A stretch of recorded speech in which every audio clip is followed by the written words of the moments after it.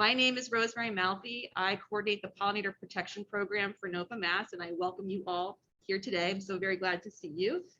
Before I introduce our speaker, I just want to go through a couple of slides I'm sure you've seen already. The first is our land acknowledgement slide. As we work to heal the destruction caused by colonization, we appreciate your support, solidarity, and continued learning.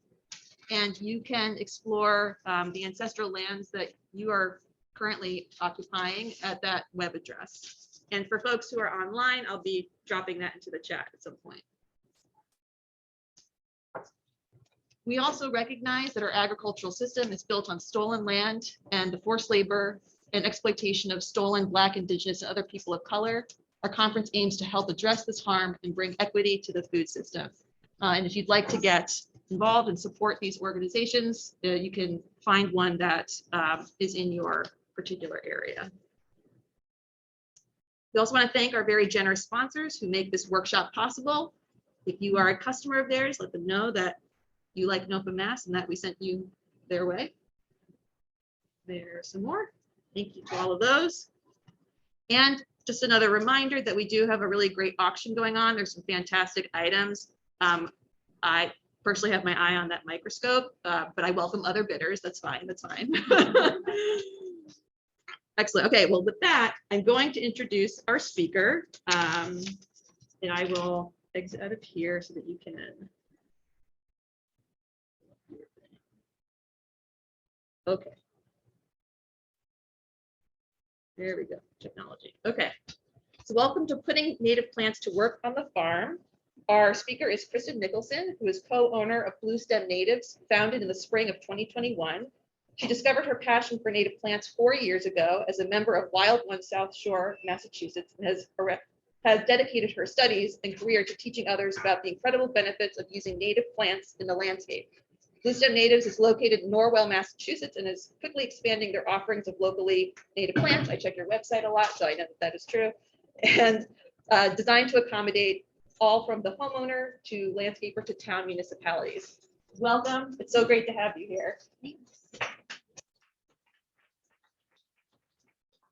All right. See if I not screw up the technology that's over here. Thanks for having me. This is a lot to handle. Okay, let's see. Good. So our goals today, we're going to be exploring the benefits and logistics of utilizing native plants in an agricultural setting, which I will be 100% honest, is kind of new to me. We're just getting into the farm, large scale setting. We've been really intensively working with homeowners, so this is fun. And how can native plants actively work to improve some common issues found on the farm and in home settings? And at the end, I'll give some plant recommendations for conditions with the caveat that a lot of the plants that we recommend are native to coastal regions. So they may or may not be native, depending on how deep you dig down. We'll get to that later. So that's just one of my many caveats that I'll be saying this time. So I'm going to start with a little bit about us, our adorable little nursery. Blue Stem Natives is a woman-owned native plant nursery in Norwell, Massachusetts, right on off of Route 3. So when you're on your way to a little Cape vacation, pop in. I do mean little. We started in our backyards, in our basements. Thanks to the pandemic, we realized that it was really difficult to get local ecotypical native plants. So stubborn women see a problem, fix it. So we're working on it. We are committed to using environmentally and ecologically friendly farming practices. And our passion is really making plants, native plants, more accessible to the everyday gardener and increasing awareness and education around the benefits of using native plants in the landscape. That's my partner, Britt, up top there, and that's me next to some amazing Joe pie. So what got me interested in native plants, I'm pretty new to the native plant scene, surprisingly. I was a dental assistant for 18 years. So yeah, totally other thing. My nails have never looked like this before. But 18 years ago, I got bored. I was bored, honestly. So I went back to school and I started working towards my biology degree, which I just finished. Thank you very much. Thank you. That was a lot of fun. But what I realized was I loved field work. I loved being out and not in an office, and I loved getting dirty, and I loved collecting data. I don't love spreadsheets and I don't love like analyzing data, but I like collecting it. So that's one of my strong suits. I heard Doug Tallamy's Bringing Nature Home. If you haven't heard, read, or seen any of his presentations, that's a must. That's homework for tonight or the ride home.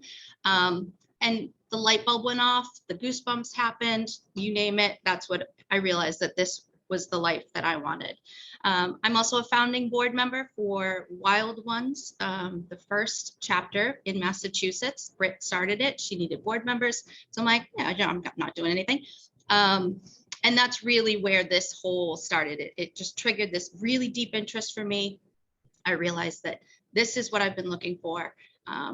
And I'm not an expert yet, I'm working on it, but I am passionate about continually learning and teaching other people what I've learned. Sometimes I get it wrong, and I'm okay with saying that, because that's all learning experience. And if you're not killing plants, you're not learning about them. So I figure we're all on the same path. Yeah. Aren't broadcasting. Did I screw something No, up? no, it's not your fault. We're not broadcasting it through Zoom, so just, I apologize everyone for the interruption. As long as I didn't do it. No, you didn't do it. It's not your fault. It's my fault. Okay, let me go back here. Just forgot one step. Sorry, folks. Yeah.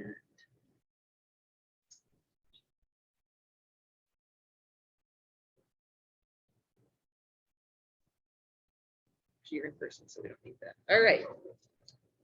Good. Okay, good. I'm always worried about messing something up. Is it not going forward? Nope. No, it's not. There we go. Yeah. Okay, thank you. Yes, who we are, Nursery Garden Center. So we are this little tiny nursery. If you get a chance to look at our website, we look way bigger than we are. We're just this adorable little place. But we built it from the ground up, literally, basements, backyards. It can totally happen for anyone. We've been growing in every possible sense of the term since that first spring. We've only been in business for 2 years. We just wrapped up our second season. So it's been a ride and a half. But we do pride ourselves on kind of breaking that traditional nursery barriers. We are working diligently on removing peat from our retail plants as much as we possibly can. We're still germinating in peat products, but we're getting there. And we're also trying to source recycled plastic for all of our pots. So we're working on it. One of our most exciting projects is our seed farm located on conservation land in Norwell. We're planting very diligently sourced not area 59, goodness, ecoregion 59 plants, very intensely sown, which are called founders plots, very large areas so that we can harvest seed from them. We're going to use that seed to continue to grow our own plants for sale, as well as to sell seed. So it's not going to get any more local than that. Garden design is a specialty all on its own, and we are definitely not ready to do that yet. However, what we can do is share our knowledge and about what plants grow in a particular place and what ecological value those plants have in a garden space. Our consultations give a framework for building habitat in any space that you have. We also hold workshops throughout the year and have a variety of presentations for garden clubs and organizations. So let's get to it. Why native? Oh, I got too much going on. Over thousands of years, wild plants have grown naturally, adapting to each region's unique environmental conditions and developing relationships with the native wildlife. And that part is very important. The loss of native plant communities has reduced wildlife habitat and the genetic diversity, which is necessary for balanced ecosystems. And that's a term that I'd like you to keep in mind too. So unlike many non-native plants, many native plants introduced into landscape plantings are more hardy. They can be less susceptible to pests and diseases, and they're unlikely to escape and become invasive. So one of the things that defines native plants is where they grow. I want you to pay attention, remember that phrase, ecosystem. We've grown accustomed to, there they are, following growing zones. Farmers know what growing zones are. That's with heat and sun and all those things. But when it comes to natives, it's more important to understand what ecoregion you reside in. For example, in New England, we have the following ecoregions: Northeastern Highlands, Northeastern Coastal Acadian Plains and Hills, Atlantic Coastal Pine Barrens, and the Eastern Great Lakes Lowlands. It goes way down if you want to dig down deeper. And if you really want to dig in, you can go all the way down to ecoregions of Massachusetts, which take into account microclimates of different areas, including the Southeast Coast and Islands.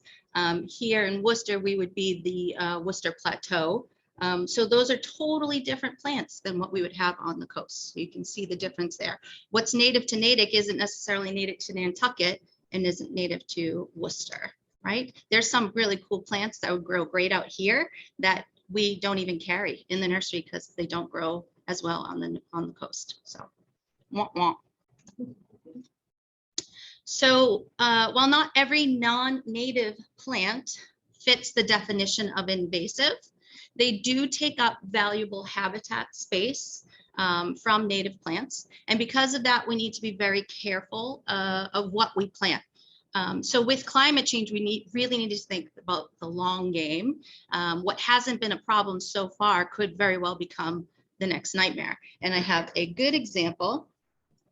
If you're familiar with this plant up here in the top little bubble, this is the tree of heaven. Tree of heaven was introduced in the 1700s as a horticultural specimen. I'm not sure why. I don't think it's a particularly great looking plant. It smells terrible, but it has no natural predators in the area, and so it became invasive. It is also the preferred host plant for the spotted lanternfly, this super cool little bug down here. This is the latest bad news bug, especially for all you farmers, because it has the potential to really cause a lot of economic damage to our crops. I'm hearing that especially grapes for wine. So, whoa, let's get that worked out. All right, because I'm not giving up my wine. So the spotted lanternfly has definitely been moving into our area, especially Western Massachusetts. I'm hearing has some confirmed nesting sites. So if you do see this and any of its various iterations, nymphs and larvae, make sure you take a quick photo and then dispose of this insect. Do not let it go, to continue on. And then you're going to send your photo and location to this little website at the bottom, the Mass NRC. You can just Google Massachusetts invasive species and that will pop right up.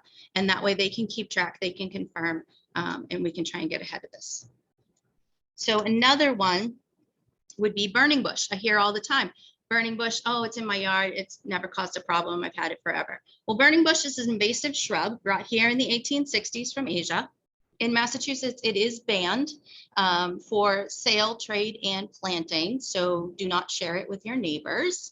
Birds will eat the berries and then they'll go poop them out in the woods. So yeah, you may not see a problem in your yard, but the problem is definitely in our forest understories. So the US government has spent an estimated $3 billion across a range of federal agencies in effort to prevent and control and eradicate. But the economic damage on a yearly basis is over $120 billion. And that's for all invasive species, be it plants, animals, and everything else. So it's a big deal.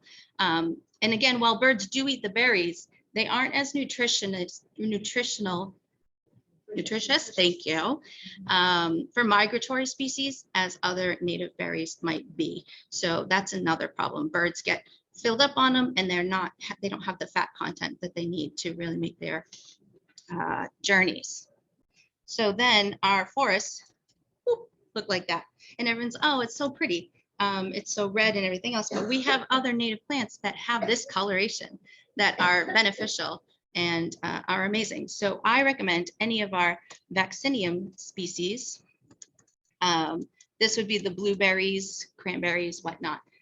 They can feed any number of animals and insects, including blonde hair, blue-eyed ones. And they are not invasive.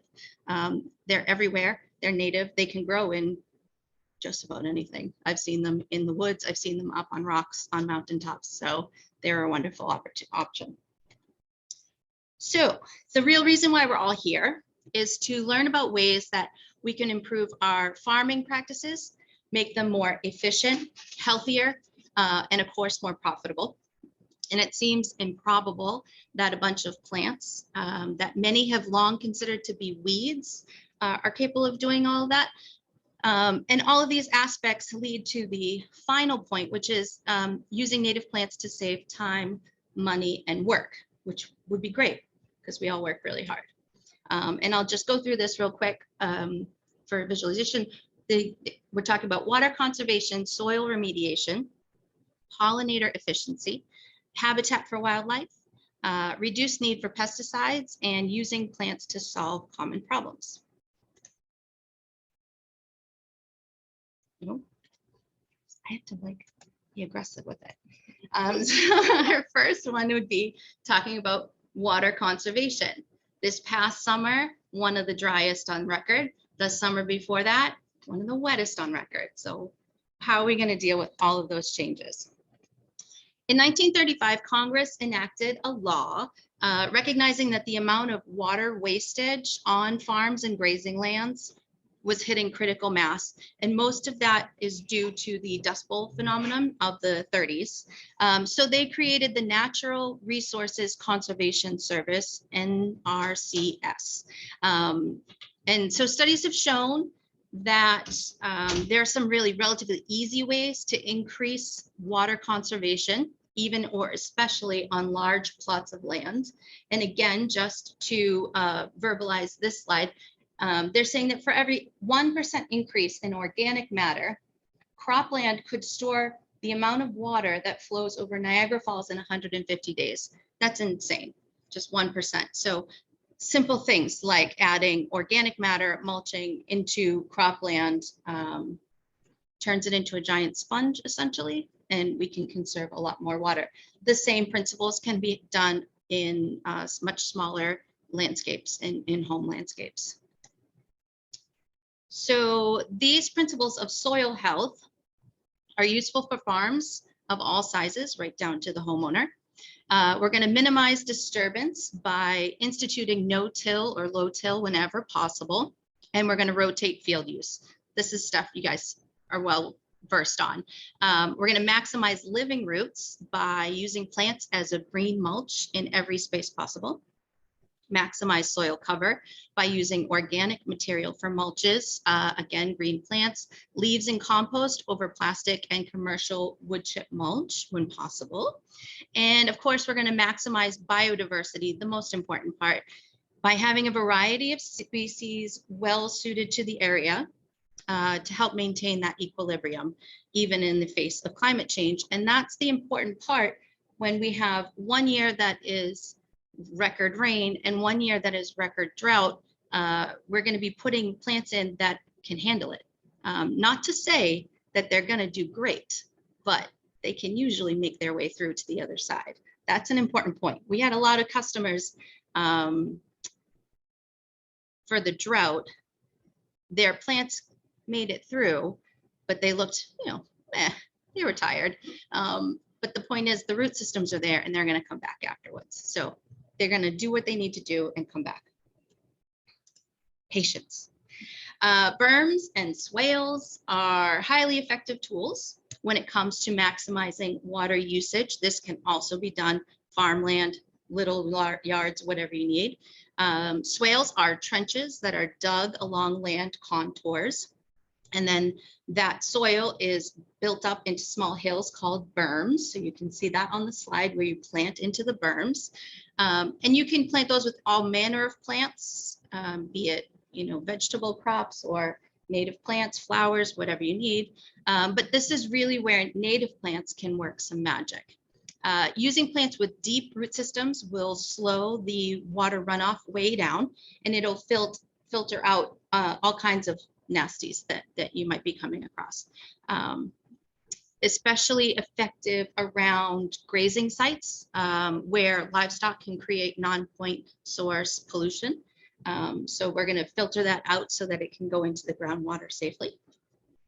So by planting out these berms with grazable species, you are conserving water, you're increasing habitat for wildlife, you're going to reduce pollution, and you're going to be providing a healthy feed source for your stock. So hopefully save me a little bit of money too.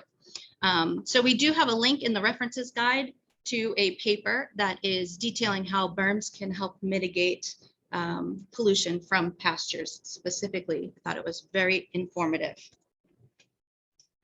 Over the past couple of years, this picture's been making its way around social media, and it drives me nuts because it's often accompanied by this big tagline that, no, native plants don't need much watering because of their deep roots. Lots of plants have deep roots, whether they're native or non-native. So I won't call it a pants on fire type of statement, but it's definitely needs to be taken with a healthy dose of skepticism. Maybe not skepticism isn't the word, but right plant, right place is what we need to talk about.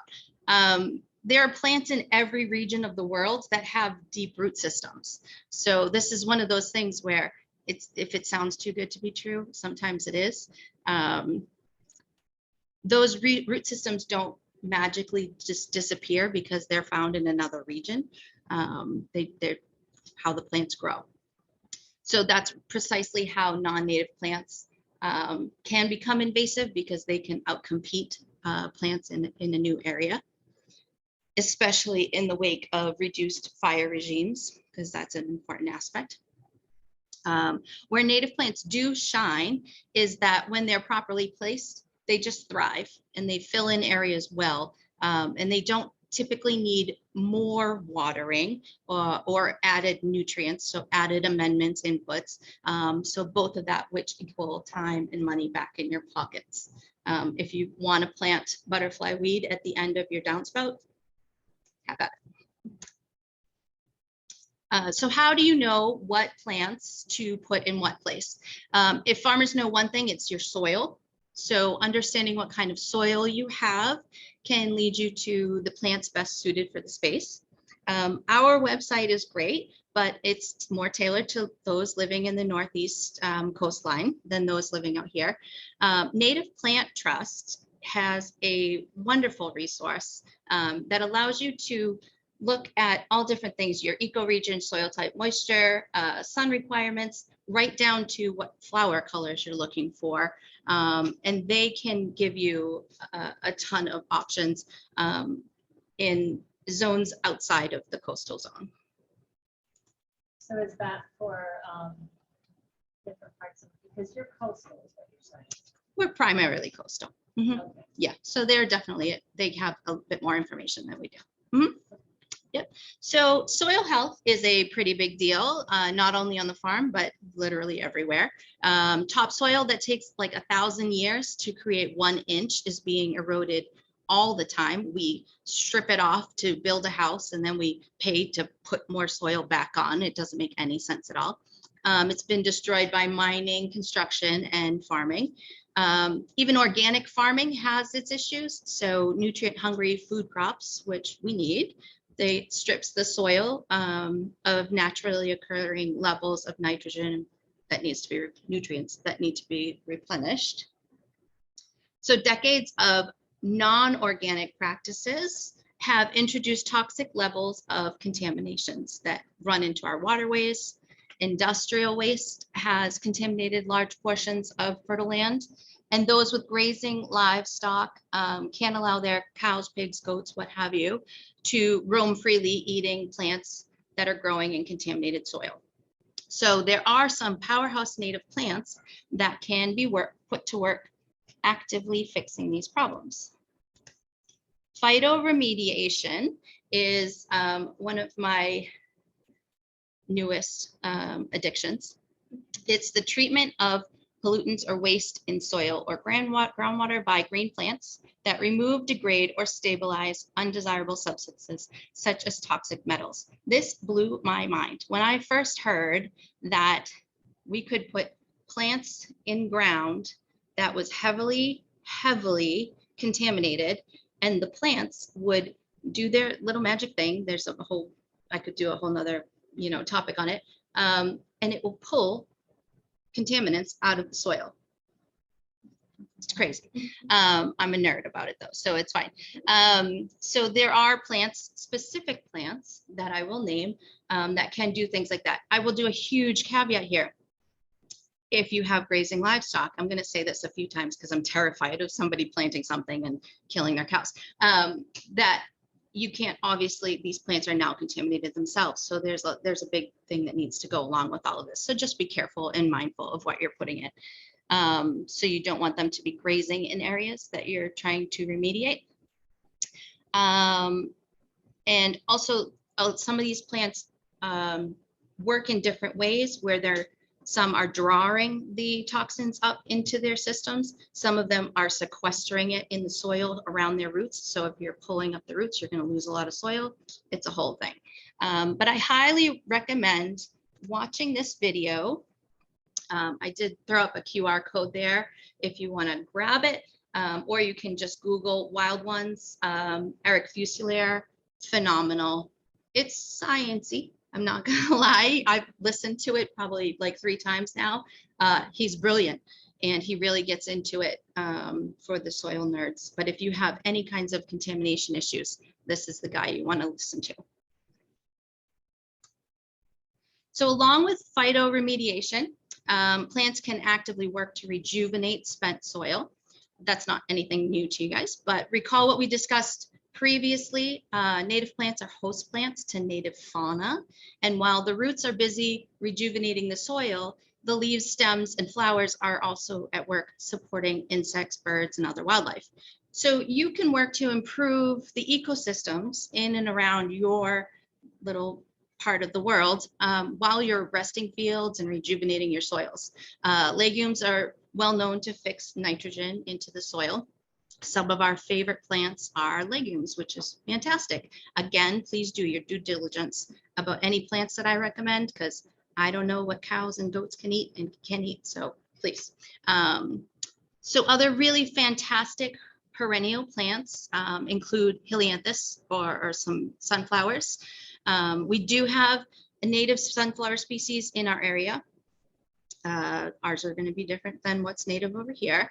Grasses are always recommended, including our favorite grass, which happens to be a phytoremediation powerhouse, which is little blue stem, what we named our business after. It's also a fantastic nutrient source for grazing animals. Sedges are vastly underappreciated. They are capable of taking up crazy amounts of excess nitrogen and phosphorus from soil and groundwater, which makes that soil once again attractive place. So my personal favorites are Carex brevior and Carex pennsylvanica for some different areas. So pollination efficiency, this can be a touchy subject, especially since honeybees are an agricultural product or crop. Most of the time, I'm actively trying to convince homeowners that want to save the bees that they're focusing on the wrong ones. And honeybees are not the ones that we really need to be worried about saving. Instead, we need to be concerned about the dozens of species of solitary bees, bumblebees, wasps, and other super valuable pollinators that rely on native plants for a variety of reasons. So while farmers may be utilizing honeybees as a crop, there are ways that we can encourage and support native bees, which in turn will reduce pressures on honeybees. So what's the difference? When people think about pollination, their first thoughts are of honeybees, but surprisingly, they aren't the most efficient pollinators. Most of the pollination is due to just sheer numbers of bees available. So in fact, those little fuzzy butt bumblebees are better at pollination, mostly due to their size. They just kind of bounce around and collect a lot more pollen and accidentally pollinate a lot more plants. There's multiple species of bumblebees, which also helps because taking into account their tongue sizes and lengths and all kinds of different things. And they are also capable of buzz pollination, which is my favorite. Fun fact about bumblebees is that they buzz in the middle key of C, which is the same as Hey Jude, right? So you think about like a bumblebee going around singing to Hey Jude. I can't. I'm like, hey, buddy. I love it. So they also have just that sheer mass. So they are capable of getting into a bunch of flowers that honeybees really can't, like turtlehead. They can't open up those flowers. So bumblebees are fantastic. They're also, in general, less aggressive than in nature than honeybees, with the exception of disturbing their nesting sites. I highly recommend not disturbing nesting sites of any bees. The best way to provide proper and safe nesting sites would be to leave open ground between and under native shrubs and perennials. We're used to covering every square inch, and what we really want to get used to is leaving some of that open sandy ground underneath some taller plants so that they can dig in and create their own nests. Creating a attractive habitat for bumblebees will mean that more of your crops can be pollinated over a longer season, because they are a bit more cold hardy than honeybees. So they're out early spring and they stick around later in the fall. So beyond the bees, there's a ton of other ways that we can build habitat for wildlife that can also benefit your farmland. The USDA has been supporting conservation efforts for a wide variety of species by helping farmers better utilize lesser portions of their land that might otherwise support wildlife, including this adorable little bog turtle, little face.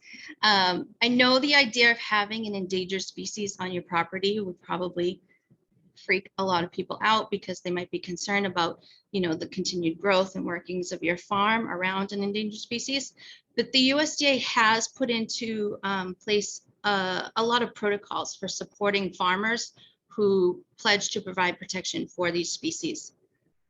Even conventional farming techniques like crop rotation, sowing cover crops, and keeping open spaces free from encroaching invasives can go pretty far in protecting habitat. Planting around water sources can also help prevent erosion and pollution while increasing food cover and nesting sites for a wide variety of creatures. And adding native water plants to a pond can help keep those pesky invasives at bay, while providing a nutrient-rich food for species like the wee bog turtle. And this guy is tiny. He's only about 4 inches stem to stern. So he is super cute. If you see him, you are very lucky. So by increasing native plants, we're also increasing insect activity. And people tend to freak out when I say that. Insects provide food for birds, bats, and other pollinators, and we want them. We need more of them. We are in the midst of a massive insect extinction, and that is bad news for everybody. So why are bugs so important? Everything is interconnected. Insects and humans have a complicated relationship. These insects are necessary for the survival of all of us, but especially our songbirds, which we all love to have. 96% of terrestrial birds rear their young on insects. People familiar with Doug Tallamy's work know this already, but I usually ask, how many people put out hummingbird feeders? Everybody loves hummingbirds. I was very interested to find out that Hummingbirds only get 10% of their nutrient needs from nectar. Another 90% is from mosquitoes and flying insects. So hugely important to get rid of those. Spraying your yard and your property for mosquitoes reduces food sources for hummingbirds and other creatures. Bird feeders, everybody puts out bird feeders for seed, but adult birds eat seed. Baby birds do not. They eat squishy things like caterpillars. Caterpillars eat plants. So we need to plant for the caterpillars. Caterpillars will feed the birds, and then we'll have fun birds. One pair of chickadee parents can bring anywhere from 390 to 570 caterpillars to their nest per day. They can feed up to 6,000 caterpillars to their little nestlings in the 2-week period that it takes for them to fly the nest. And that's just these little tiny chickadees. So we need a lot of caterpillars for that.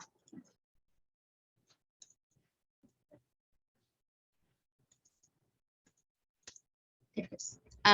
So what is a host plant? This is an important one. I do get it, as farmers, growing food crops full of holes is not where we want to go. So I'm going to ask you to kind of stick with me through it. We see plants as food for wildlife primarily. That's kind of our shtick. So by increasing the amount of native plants on your property, you're going to be encouraging all these wonderful insects and I can get where that might be a little concerning to hear, but just stick with it and we're going to go see where it goes. So host plants are those that support all the life cycles of an organism. While most adult butterflies and moths and bees too, can nectar on just about everything, it's really their larval stages, their caterpillar stages that require very specific plants to feed on. Potentially 90% of our insect species are specialists. So their caterpillars can only feed on very specific native plants. And one insect that we're well educated on to demonstrate this fact would be the monarch butterfly. And this video doesn't work, so I'm really sorry about that. But it is well known that the monarch butterfly requires the Asclepias species, which is the milkweed species, to complete its life cycle. Adult monarchs lay their eggs on the milkweed plant. The larvae hatch, and the caterpillars, which have evolved protections over against the milky latex sap, then eat the plant. The flowers provide nutrients and nectar for adult monarchs as well. But the monarch has essentially put all of its evolutionary eggs in one basket because they can really only feed on the milkweed plants. So as milkweed populations dropped throughout the last century, we saw a precipitous drop in the monarch population as well.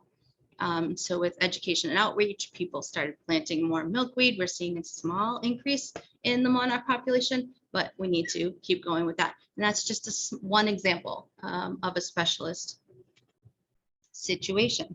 Oh, it worked. Oh, I did it. Okay. Yay. I don't know about the next one, but we'll see. Let's maybe, yeah, okay. Another example of this is the painted lady butterfly. It is host plant is the Antinaria species. This video was sent to us by a customer who planted a little teeny baby Antinaria, and then within 1 week, the butterfly had found it and was laying its eggs. So let's see. Oh my gosh. So it's sitting there and it's laying its little egg and it's flying off. So we were super excited for that. That's just within 1 week of putting it in there. So, pretty girl. So indulge me, I have a few more. Spice bush is the host plant for the spice bush swallowtail. Fritillary is hosting on any kinds of violets, native violets that we have. Lupins host the endangered Carner blue butterfly. Silky dogwood hosts the spring azure butterfly, and bearberry hosts the hoary elfin. The list goes on and on, 90%, right? So that's a ton. And as farmers, you may be wondering why this should matter or how it even benefits your farm. So I'm going to get to that next. We're going to talk about the reduced need For pesticides, integrated pest management is a hallmark of organic farming practices. It's a series of steps designed to reduce the need for chemical intervention, pesticides, while increasing the health and safety for your workers and livestock, not to mention the beneficiaries of your crops, me. So while we have discussed about how adding native plants can directly benefit your farm, as well as increasing habitat for wildlife, we also just discussed attracting more insects to your farm, which you might be getting nervous about. So if you're actively providing attractive habitat for insects, you'll also be facilitating a balanced ecosystem. And that's really where the magic is going to happen. So understanding that we're installing plants that we want to be eaten by wildlife, we can see a clear food web that's supporting food production for livestock and humans alike. And so how are insects and birds supporting crops? Since we really don't want birds eating our berries and insects eating our lettuce. Pollination duties aside, insects are imperative for decomposition, keeping us from being up to our ears in poop everywhere. And birds eat insects, so they're keeping both agricultural pests and forest insects in check. So by building habitat that supports both of these factions, you'll be providing better balance to the ecosystem beyond, what intensive farming tends to disrupt. We're going to try and bring some of that back home. So recalling that complicated relationship with insects, we can't live with them, we can't live without them. I get it. So insects are primary conductor of some pretty gnarly diseases. They have the capacity to inflict spectacular economic damage, and they can turn a beautiful summer night into a nightmare pretty quickly. So when we look outside of the aspects that cause us physical discomfort, we see the insane benefits that insects provide. Pollination aside, decomposition aside, insects are phenomenal predators. Wasps tend to be one of my, I kind of get super nerdy about them because they're very cool. They get a really bad rep, which they don't always deserve. One of my favorites is this little tiny sand wasp. This guy is itty bitty, usually hovers around 18 to 24 inches above the ground, not flying over your head. And also lives in the sand, which is good reason to get his name. It's attracted to bee balm, which is a lovely plant to have around to attract all kinds of things. But its real helpful nature is that it's a incredible predator of flies, horse flies, house flies, deer flies. This guy can eat like 10 a day. It's nuts. It's crazy how good they are. And they're also fantastic pollinators. So these are the types of things that we want around. Even northern paper wasps, super efficient predators. They love caterpillars, so they can go after your cabbage moths and your whatever's eating your kale, and they can take them out for you. So if you're following IPM practices, you'll be welcoming these and other predatory insects into your fields. They will provide natural pest control. Like I said, many adult birds require up to 90% of their diet being protein. And we do have some predator specialists, like the sand wasp. I would consider that one a bit of a specialist. But we also have things like dragonflies and damselflies that can eat up to around 100 mosquitoes in an evening. They're some of the best pest control there is. I have also seen evidence of dragonflies eating hummingbirds. That's just crazy. I don't look it up, you'll see it. So that is something, it's nuts, but it's true. They're like nature's born killers. So dragonflies eating the smaller hummingbirds. Yes, I know. Sorry. I know I get all confused about things, but it should be noted things that are natural mosquito control, like BT dunks, do not affect dragonflies. So they are safe to use in smaller water situations. They'll take care of the mosquito nymphs, but not the dragonfly nymphs. So that's always good to use. So let's explore some practical ways to use native plants that help solve problems. Water issues can run the gamut of having too much, too little, creating muddy areas that are not conducive to growing anything, or being dried out to the point where very little will grow. Our perfect additions around pond areas, swales, like we discussed, field edges, so you don't have to set aside large areas of your farm to put native plants to be beneficial. You can use edges and things. Would be to use native grasses and sedges. They're going to be my go-to recommendation for a lot of things. They have very deep fibrous root systems that help slow water down, will help filter contaminants out into the groundwater, and they can pull water deep from in the ground up, so they can withstand quite a bit. They're also host plants to dozens of native insects, and properly situated, they are among the most drought tolerant species. Even in the winter, when most foliage has died back, the dried seed heads are providing food for birds, nesting, cover for other wildlife, and the roots help to retain soil along steep edges, so we're reducing erosion as well. Top choices of ours, of course, are little blue stem, and switchgrass, Panicum virgatum. So going back to our earlier discussion of supporting healthy soil, where adding organic matter is always going to be an important option, including plant roots, which is going to greatly increase the ability of the soil to retain moisture and to regenerate itself. So if you have heavy clay soils, starting with amending with compost and leaf matter is going to be very helpful. Adding a variety of plants with deep roots, including tap roots, to help dig through that clay layer. A lot of people think tap roots wouldn't grow well in clay, but they really have this way of kind of wiggling their roots down and breaking through that layer. And then using nitrogen fixers can help rejuvenate those spent soils. You can grow them as cover crops during those periods of field rest. They say beauty is in the eye of the beholder, but there are plenty of corners on a farm that are less than pretty. Hedgerows have long been useful in creating sections of cropland and pastures. So instead of using something like non-native privet, which is invasive in our natural areas, and they're also host for scale and weevils, which I don't think you want in your crops, try installing thicket-forming shrubs such as prairie willow, meadow willow, elderberry, a bunch of dogwoods, depending on your moisture types.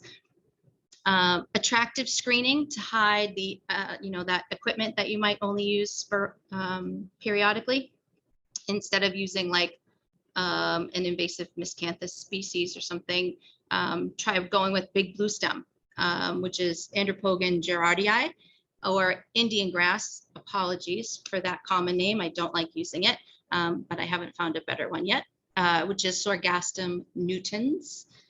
And then let's not discount the marketing value of having a big patch of beautiful wildflowers and lovely berries on stems. So if you're not tapping into the Instagram peeps, then you're missing out on some real opportunities. This one is switchgrass, which is Panicum virgatum. Beautiful. It has these lovely purple pink seed heads. It's beautiful. Much prettier to look at. So farms have varying levels of odors associated with them. Sometimes those levels can surpass comfort, and that's fine.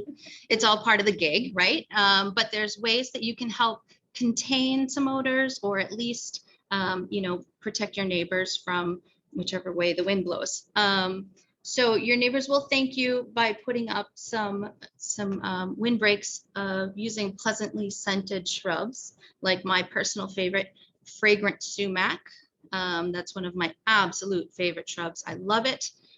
Be prepared, you will have it forever. It is a suckering shrub, so put it in an area where you don't mind that it kind of fills in. You could use that around like borders of a manure or a compost pile. It's beautiful, it's edible. I don't know if you'd want to eat it if it's been around in a manure pile, but whatever. So you want to ideally layer plants that flower at different times of the year, and that will kind of give you that long-term protection. Elderberry is another one, and serviceberry. It has a lovely scent, but that's a little earlier in the season. Some of my go-to options, these are just scratching the surface of some of our favorite plants. So again, keep in mind that these might not be right for your region. So definitely check out our resource section on the for the sites that can help, you know, really dig in for what you're looking for. So we'll start with some trees. It's so hard to choose just a couple, but Thuja occidentalis, which is eastern white cedar, also known as arborvitae. So yes, we do have native arborvitae. Yes, the deer will eat them too. So again, keep that in mind. Betula lenta, which is sweet birch, lovely, lovely plant. Junipers virginiana, which is the eastern red cedar. This is best grown in stands. So they're kind of scraggly. I love them. They are fast growers. So if you need something that's gonna, and for trees, it's a fast grower. You're gonna wanna plant 3 or more of these together. Populus tremuloides, American aspen, or Picea rubens, red spruce. And of course, if you have the ability to plant more oaks, go for it. Go to town. Oaks are always good. Some of our favorite shrubs, Aronia arbudifolia, which is red chokeberry. There's also Aronia melanocarpa, black chokeberry, and a variety of different hybrids in between them. The willows are phenomenal plants. They're a keystone species.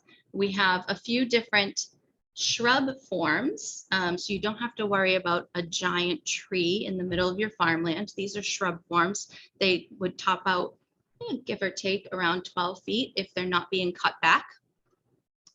Salix petiolaris is meadow willow, prefers more moisture than other willows do. Salix discolor, which is pussy willow, that's the one that we're all familiar with. And then there's also Salix humulus, is prairie willow. That's not up on this slide, but that one can handle a bit more drier. So if you have a drier area that you want some willows in, that's a great one. Suida sericea is the red twig dogwood. They also have a yellow twig dogwood, which if you haven't seen it, is stunning in the wintertime. Everybody has red twig. Nobody has yellow. You should get yellow. It looks fake. Honestly, it's beautiful, beautiful. So people will absolutely, it'll catch their eye. And then we have Suida ammonum, which is silky dogwood, beautiful blueberries. That one definitely likes wetter feet. I've seen it literally growing in water. So that's a good one. The birds love that. The turtles love the berries. Very helpful plant. So some perennials that prefer moisture would be Verbena hastata. And just because I'd say they prefer moisture doesn't necessarily mean that things have to be wet all the time. They just tend to do better in moisture conditions. So blue vervain, Dolingeria umbellata, which is the tall white aster.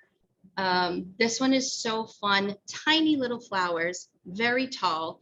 Some people might call it weedy. I think it's awesome. It's stunning, especially in the back part of a flower garden. It's just up. And then when the everything starts to dry out, the seed heads just look cool. The birds are always on it. Love it. Love, love, love that plant. Vernonia noveboracensis, again, New York ironweed. Gorgeous purple colors. Tiny little flowers, not very, I mean, if you have a big stand of them, it's beautiful. But hummingbirds love this plant. We don't typically think of hummingbirds going to plants with little flowers, they usually prefer tubular flowers, but they will go after this plant all day long. Eutropium maculatum, which is the spotted Joe Pye weed. There's also sweet Joe Pye and coastal Joe Pye. There's like a bunch of them. And Helenium autumnale, fall sneezeweed, adorable. I swear that plant was the cause of like all kinds of designs in the 60s because it just looks very, I don't know, super cool, adorable. That was a big seller this past year. So some for dry locations, a lot of our solidagos, our goldenrods, do well. Gray goldenrod is a particular favorite of mine. I like it's a lot shorter. It doesn't get crazy tall like some other solidagos, so perfect for smaller gardens. Antenaria plantanifolia, yeah, I forgot that one. Plantain pussy toes. I haven't said that one in a while. That's an adorable. It's named after the little flowers that look like cat feet. Like, they're so cute. Opuntia humifosa. Did you know we have a native cactus? We do. It's native here. Like, it just kind of like flops over in the wintertime, and then in the spring it comes back. Absolutely stunning yellow flowers. They only last a couple of days, which is a bummer. Also edible, which is great. Penstemon digitalis, foxglove beard tongue. That is a powerhouse plant. You could put that just about anywhere. It's going to do wonderful. And Pycnanthemum muticum, my personal mountain mint favorite. This one has what you see on the picture there. That's not a flower. That's the top leaf bract turns this soft silvery color, and when the moon hits it, it's glowing. I have seen the coolest plants on the wasps and bees on this plant, and they last for ages. Like, we literally still have some of these plants at the nursery that are green, so they last for a long time. It's a mint, so it's not going to take over a yard like the culinary mints that you plant it and you got it forever, but it is going to fill in an area, so that's something to keep in mind. And also edible as well. Some of our grasses and sedges, Carex scoparia, which is pointed broom sedge. These, they don't get enough love. They just look cool. I love the seed heads, and grasses and sedges, like I said before, are host plants for dozens of insects, especially things like, I know Carex Pennsylvania sedge is host plant for 36 different butterflies and moths, which you wouldn't think. Schizocarium scoparium, little blue stem. Obviously, we love that one because we named our business after it. I tattooed it on my body. Like, we love that plant, right? So that's a perfect one. I do know that that one is grazable safely because it's all over the Midwest. Andropogon girardii, big blue stem. Again, gorgeous plant, especially for screening. Panicum virgatum, switchgrass. Again, another aggressive spreader. Make sure you have space for that, but it's a lovely plant. The Panicum virgatum, switchgrass. And Sargastrum nutans. This one gets really tall. Yellow prairie grass, that's the one. The common name is Indian grass. We don't like that, but that's what it is. Especially effective if you are able to give it like a good patch. Like, you don't want one Sargassum. You want like a patch of it. It looks fantastic. It can get like 8 feet tall. Gorgeous, gorgeous. So then we have some annuals and biennials. Some of these would make great cover crops. The Chamaecrista fasciculata, the partridge pea, also known as sensitive pea. The Anophelis margaritacea. Yeah, I can't do it, these names today. Pearly everlasting. This one's very popular for dried floral arrangements. Everybody loves those. Rudbeckia hirta, black-eyed Susans, adorable. I'm not even going to try with the Pseudonymphalium obtusifolium, sweet everlasting. This one is my daughter's favorite. It smells like maple syrup. Super fun. Yep, smells just like pancakes. And Impatiens capensis. I don't know why I can't speak today. Jewelweed, wonderful, wonderful plant, especially for hummingbirds, alongside wooded edges, great plant. And then I just have a few resources. So these are some of the places that you can get seed. In order of locality would be us and Eco 59. They're a pretty new company that you can get Eco 59 seeds from. They're also partnering with farms. So if you have farms in the region and you are willing to grow plants for them, that would be a wonderful partnership. Then we would go to Wild Seed Project. They are up in Maine. Toad Shade is in New Jersey. And if you still can't find those plants, then we do like Prairie Moon, but they are in the Midwest. So that is a concern if you're looking to have ecoregion seeds. Those are not ecoregion seeds, but they do have some that are otherwise difficult to get. And then this is a big old list of some of the resources that we really love. Again, we're on top, sorry. Wildseedproject.net, the Native Plant Network, Dr. Jagir's lab, if you're interested in the nerdy side of pollinator interactions. Dan Jaffe Wilder, absolutely brilliant man, and takes wonderful wildlife photography, and the humanegardener.com, wonderful resources there. And that is all for me today. Thank you. Very much. We have time for questions. Great. We have questions in the room. I'm also going to pull up the chat. Okay. So we can see it on the board.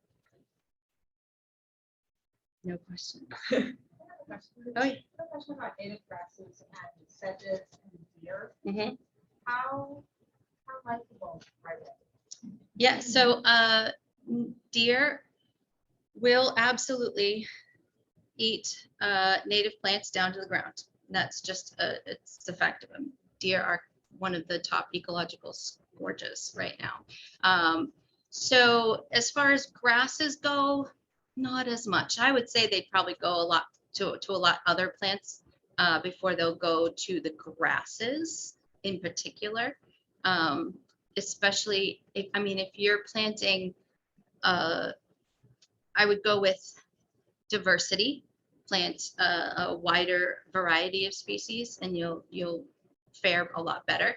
And then if you can go with sheer volume, you'll do well too. But I think grasses and ferns are probably pretty safe, comparatively. I mean, in your experience, is there a point where they'll just, like, the masses will overcome the voracious bellies of the deer? So grasses in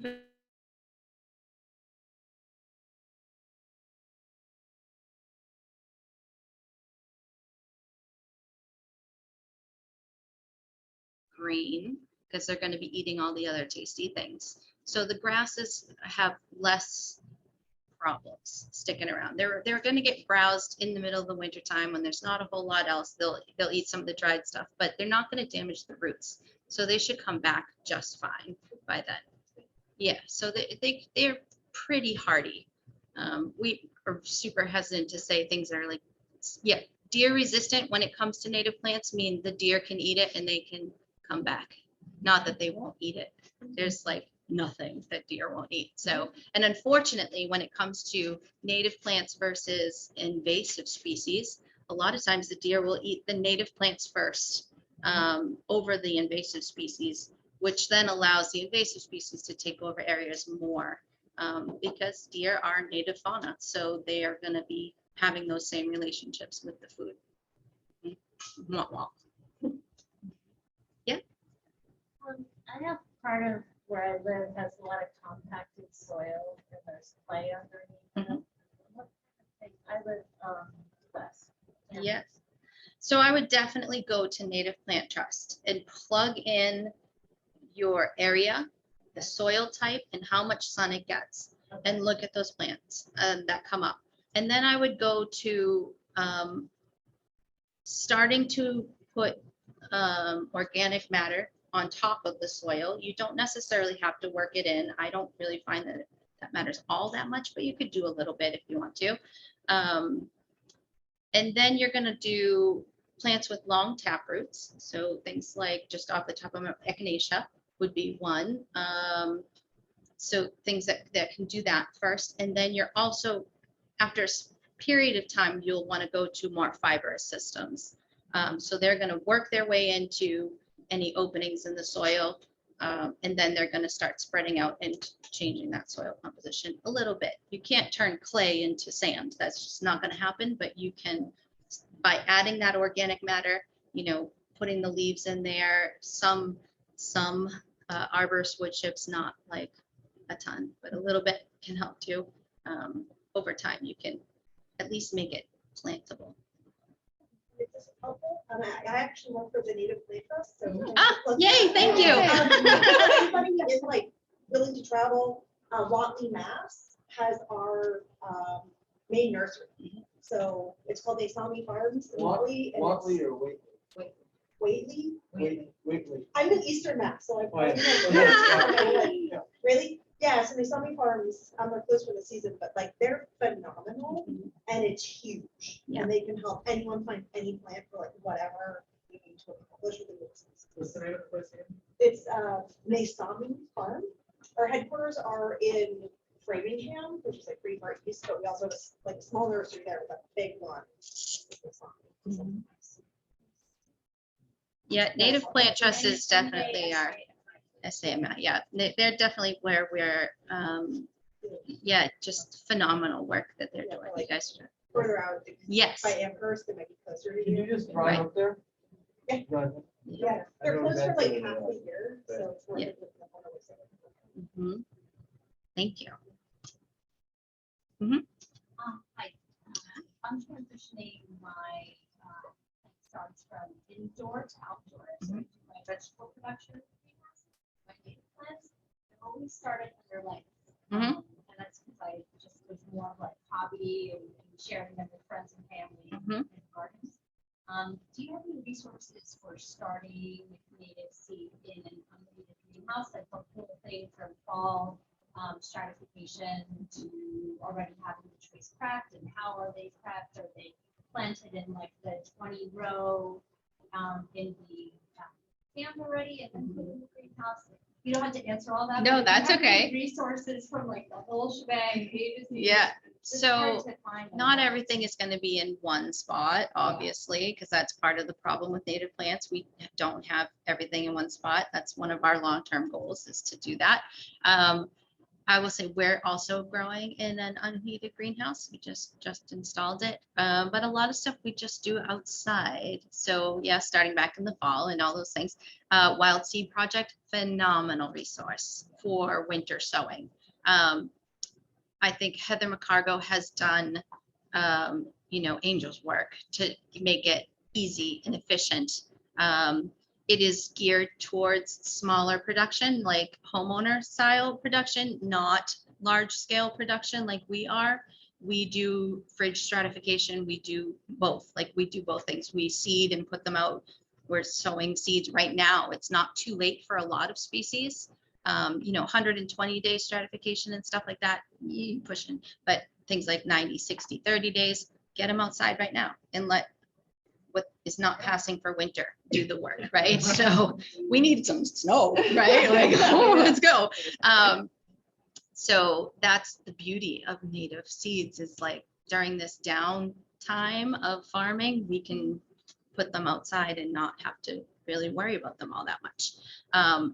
You can also do the work of stratifying and then seed mats and lights and all that stuff too. It's not, they don't always grow as well. And they also, you're pushing with the, yeah, they tend to be more stunted. But what we have found with native plants is, however they're germinated, if you're putting them in pots, whatever you're doing, put them in the ground, and that's where they're happy. So we even have some seedlings, like they look kind of sad in the pots, and people are like, oh, I don't know if I want to put this in my garden. I'm like, please do, because it desperately wants to get out of this pot. Like, and then you put them in the ground, and they will take off. So that's really where their strengths are. So Wild Seed Project would be my first stop. Thank you. Yeah. Or am I So- taking your job? I'm sorry. So the thing is that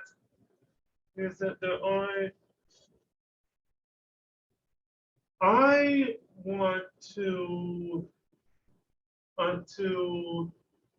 be able to propagate useful plants I find around places that are not going to be invasive. Not necessarily native plants, but like, or even plants that are growing around my home already, you know? But I want to do some of my seed, some of vegetatively, but a lot of times there's no information I can find about how to germinate the seed. Yeah. So if I could prop up one particular author, it's not always easy to get his books, but William Kalina is a god in the propagation world, if I can say How do you that. spell his name? William, and it's Cullina, I believe is how you spell it. Cullina. INA. Yep, he has different books for all different types of subjects. So he has one that's specifically for wildflowers. And last time I checked, it was out of print and it's going for over $100. So if you see that one in a yard sale, pick it up for me. Thanks. He has ones for ferns and shrubs and trees, and he's absolutely, he gets into the nitty gritty of how to grow from seed. WILLIAM. IAM. Yep. WILLIAM and CULIM. Yeah, I think there's 2 L's in Colina. Pretty sure, yeah. Anyone else? Oh, yeah. I was gonna ask, how, like, when the native plant is in that dormant stage and when it's not looking like as pretty, how do you find you can tell and educate people and market to sell these plants to people that won't necessarily understand that that's in the dormant stage? How do you, as your business, deal with that? Yeah, so it takes a lot of excitement. Honestly, I've been shocked at how many different types of plants that I can sell just because I'm my normal dorky self and I tell people how excited I am. And education is a massive part of it. And honesty is really a big part of it. And I think it makes sense to people when you tell them this is a native plant with a massive root system and it's in a 4-inch pot. Like, this is how you feel in skinny jeans, right? Like, get home, take skinny jeans off and you'll be much, much happier. So it's things like that, like just be real with people. And you can also tell people that native plants, definitely take longer to become their full, beautiful selves. They could take up to 3 years, sleep, creep, and leap, like just using all kinds of different. 3 years. So the first year, they're really focusing on the root systems. So we call that sleeping. And then the second year, they put a little bit more work into their leaf systems above ground, which is creeping. And then the third year, like everything just explodes and you get flowers and all kinds of stuff. That's not across the board, but it helps. And people love little catchphrases. So it definitely helps. And then we have people, we always encourage our customers to send us their pictures. So even we've only been in business for 2 years and we already have customers sending us pictures during the drought saying, these plants came from you and they are beautiful and they are the only things alive right now. Yep. So that's big and that's very helpful. So it does take a lot of excitement. I also really love showing people wasps, like get to know your insects. And if they kind of cringe, you're like, oh, it's a wasp. And you're like, no, look, it's happy. And you put your hand under it because it doesn't care what you're doing. It's busy. And you're kind of taking that fear factor away and telling them how cool it is and how it can be helpful. Goes acres. Yeah. Get dorky. That's what you got to do. I'm with you on the wasps. though. Yes, wasps are so cool. Mhm. I thought I saw another hand up. In terms of cutting, like looking at the meadow scale of this, Mhm. I've been looking at leaving everything up all through the winter, but doing the cutting like in early spring. Got the whole side going. Yeah, Yeah, well, actually, The shoulders traps, are a little yeah. higher than this right now. so right, maybe yeah, be that- careful. Any guidance I on, do. on that strategy for maintenance? Yeah, so I'm very new to the meadow making side of things, so take that as you will. We are in the process of building our own functional meadow. And our guidance so far from those who know better is to not clear cut the entire field every year, but to do it in sections. So if you're gonna take, again, going back to that whole idea of plants taking up to 3 years to complete their life cycle, if you were to cut those plants down every single spring, even though they seem dormant, you're kind of setting some of that back a bit and losing out on some. So if you were to divide your area up into even like 3 sections and mow one section every 3rd year, so first section, first year, second, third, you will be able to, one, sustain the habitat for a lot of the insects and wildlife that are in that meadow that you can't see, that you're cutting down. And 2, you're allowing the natural succession of those plants to continue. So it just creates a much healthier field overall. Does it look odd? Yeah, like if you're doing the whole Mohawk thing and you got sections, it doesn't have to be big rectangles of things. Like you can mow in circles, like things like that. So you can get creative about it. But that tends to be a lot healthier. And if you're capable and able to introduce fire at all, then that is by far and away the best possible way you can maintain a meadow. Cool. Yeah, I think I'm not quite ready for the fire. Yeah, but yeah, no, that's it's good. intense. Yeah, Can I ask a clarifying question? sure. With the mowing, I don't know anything about meadows, but I'm really psyched about. Why are we mowing? Are we trying to like take out tree species that might be trying to pop up in the middle or? Yeah, so we don't want, if you have an open meadow, the forest is always trying to creep in, like it's always coming. You're gonna have seeds being deposited in, all kinds of things. So you want to keep woody species at bay as much as possible to maintain that meadow scenario. So that's where, period. If you were to just sow it and forget it, you will have a, early successional forest within about 5 years. So. Can I ask another follow-up? Sure. For the fire, if we wanted to do that, I don't want to, how about I do that on my property then? Control. Yeah. Do you have to have a license? You do. There's all kinds of things. I would get in touch with the, I would probably start with the U.S. Fish and Wildlife Service and see what they have for different solutions. It is definitely something you have to coordinate. It's not typically something, unless you are well versed in it. It's not something where we're just lighting fire. They have different things that you have to do to prepare. It's different timings. You have neighbors to consider and all other things. So that's probably where I would get started. So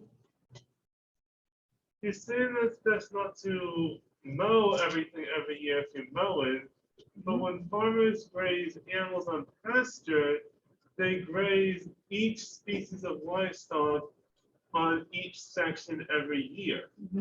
Yeah, so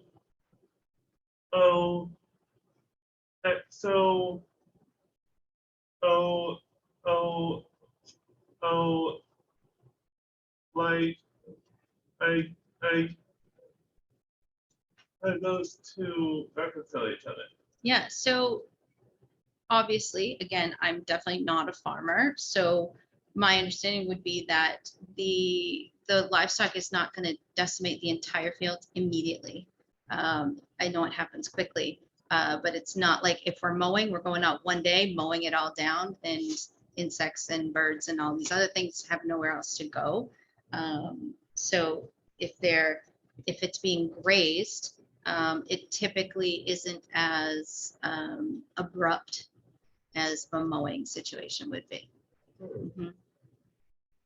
Does that answer the question? Then the livestock can graze the sections one at a time for a year. Yeah, and by the end of the year, they've eaten it all. Yeah, and then I would move them on. But then the stuff has come back in the first section after I finished the last one. Yeah, if I had my way, and again, not knowing how grazing would work, I would definitely try to section, it. Just same as you would move a pig's fencing around, like you have them work one section of the land. You don't just let them wild roam around Yeah. everything, because then you'll have a mud pit. So you move that around and let that soil regenerate itself. So Yeah. same with the plants. Yeah. Someone online, I think they may have direct messaged me, asked about the contaminants being taken up by plants and whether that applies to, if you know that applies to microplastics. I don't know. If that's No, true. unfortunately, I don't know if that is the Yeah. case, but I really It'd doubt be it. cool. if That would be were really true. cool, and that would be an untapped resource of funds. So Yes.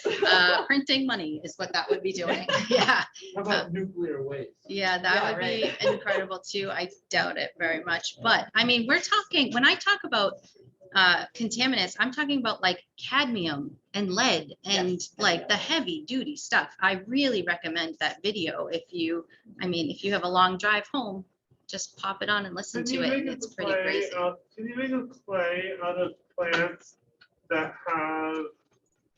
Could you make a clay out of plants that have metals they took up from the soil and then use the clay to turn it back into the metal? Yes, there is. It is a growing business to actually put these plants into contaminated soils and harvest it. I know nothing about it, and I'm sure it is insane with science and whatever else, but it is happening where they're pulling heavy metals and such, and they're harvesting it. Parts of the metals? Yeah, Oh. yeah, it's pretty intense stuff. Pretty awesome. It is pretty awesome. Yeah. Good. Yeah. All right. Thank you so much. Thank you, Thanks. Kristen. Thank you.